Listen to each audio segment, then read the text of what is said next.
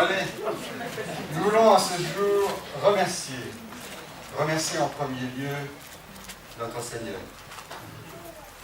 Dieu, dans sa grâce, a fait de nous ses enfants. Et il nous a permis d'avoir part à la diffusion de sa parole.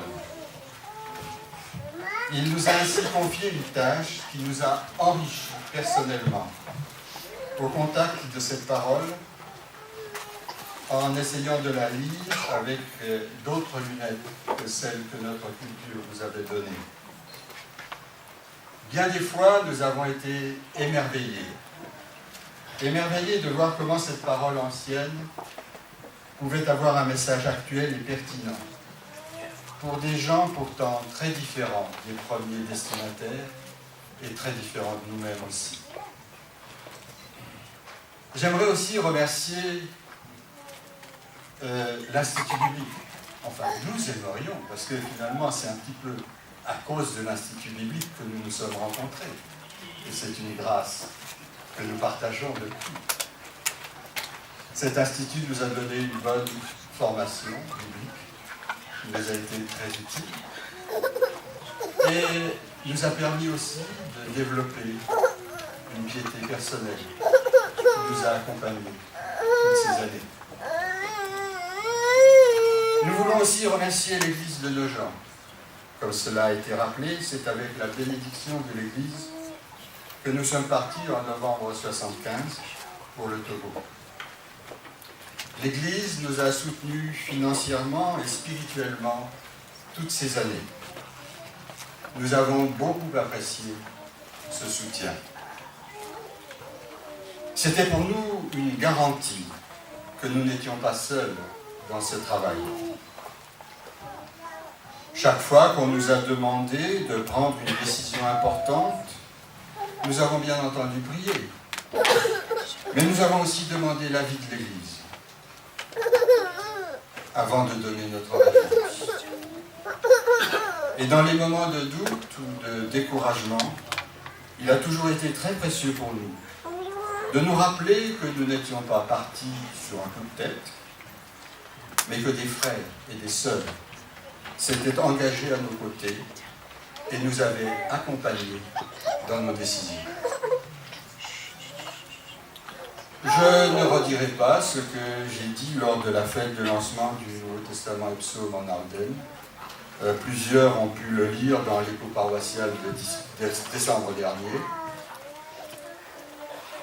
Après quelques tâtonnements, nous nous sommes sentis réellement accueillis et avons pu tisser des liens très forts là où nous étions. Effectivement, lorsque nous avons quitté Niamtougou pour nous installer à Baga en 1978, nous avions différents choix de maisons pour nous installer. Entre nous, nos préférences divergeaient, mais finalement, je me suis rendu compte que le choix de Jacques était le meilleur. Je l'ai accepté. Le soir même du déménagement, le Seigneur m'a confirmé que c'était le bon choix, en me donnant la paix du cœur qui ne peut venir que de lui. C'était une confirmation supplémentaire que nous étions bien là où nous voulons.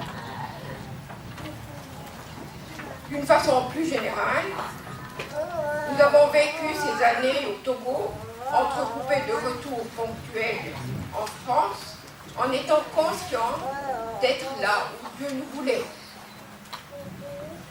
Nous avons aussi appris à travailler en équipe, d'abord entre nous deux, en nous partageant certaines tâches, comme dans le travail d'analyse du Naudem. Travailler ensemble, cela a été un privilège pour nous. Et ensuite, cela nous a aidés dans le travail avec différents collaborateurs que le Seigneur a mis sur notre chemin, que ce soit aussi bien des Occidentaux que des nationaux. Apparemment, ce n'est pas trop grave, puisqu'on a deux de nos collaborateurs qui sont ici ce matin.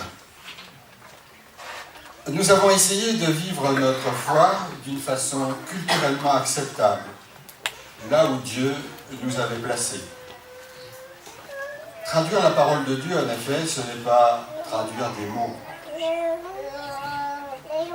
Jésus-Christ, Fils éternel de Dieu, est devenu homme pour venir parler aux humains. Quand on y réfléchit, il a passé la plus grande partie de sa vie terrestre à apprendre.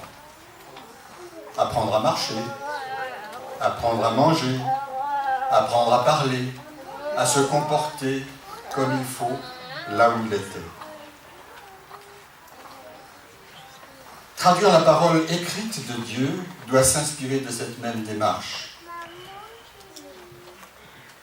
La parole traduite, la Bible, ne doit pas être le livre du blanc, mais une parole qui vient de l'intérieur même de la culture et qui a germé dans cette culture. À l'image de Jésus qui a passé tant d'années pour que son message soit pertinent et compréhensible à ceux à qui il s'adressait au Proche-Orient du 1er siècle, nous avons voulu, nous aussi, que la traduction du Nouveau Testament et des psaumes en Naoden soit pertinente et compréhensible pour les Naudébats du tournant du XXIe siècle. Et la manière dont cette parole a été accueillie lors de la fête en novembre dernier a été pour nous un réel encouragement.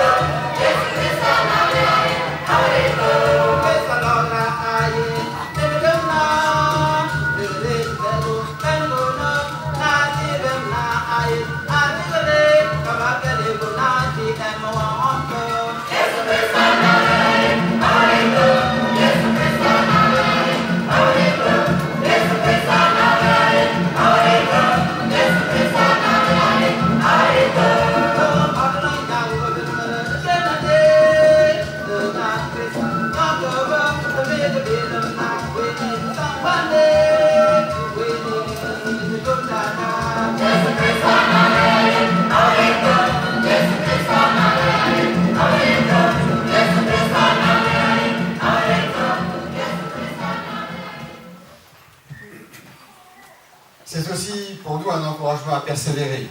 Le projet d'une version audio que l'on peut entendre sur son téléphone portable suit son chemin.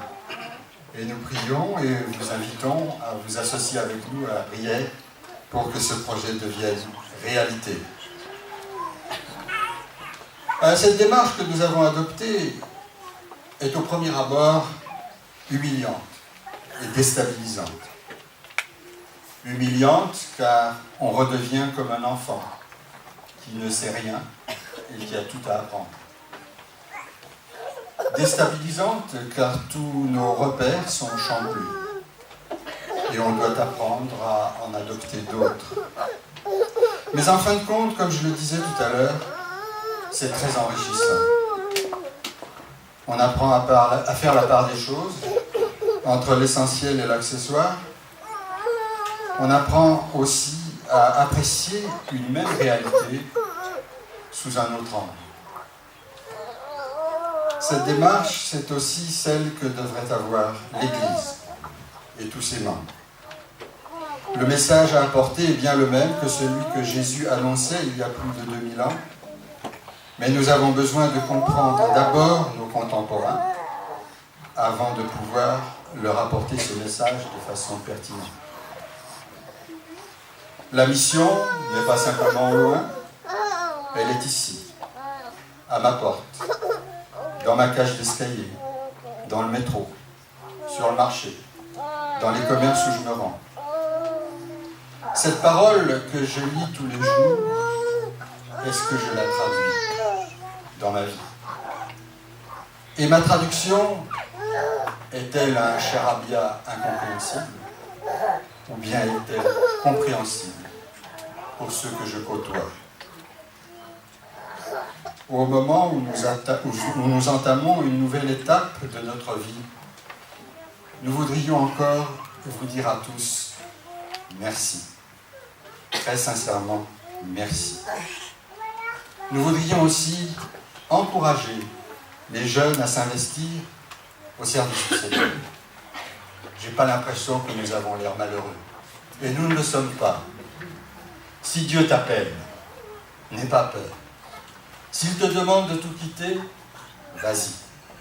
Avec lui, on n'est jamais perdant. Nous voudrions aussi encourager l'Église de nos gens, à repérer ces jeunes, prêts à s'investir pour porter cette parole de vie aux autres, sous une forme ou sous une autre, et à les encourager, comme vous l'avez fait pour nous, par un soutien fidèle.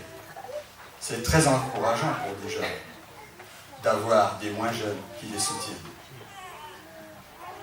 Toi, mon frère, toi, ma sœur, nous voudrions aussi t'encourager à tout mettre en œuvre pour que ce message de vie puisse être compris par ceux et celles que Dieu va mettre sur ton chemin. Que la traduction de cette parole dans ta vie soit lisible. Une lettre écrite pour tout le monde, lisible, pertinente pour tous ceux que tu rencontres. Et c'est alors que l'Église aura rempli sa mission. Que Dieu nous aide. Merci.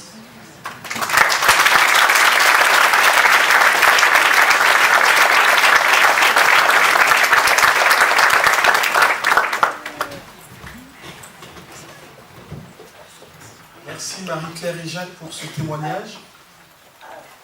Je vais laisser la place à Patrice Collangean, donc pasteur et professeur à l'Institut de Nogent, pour la prédication.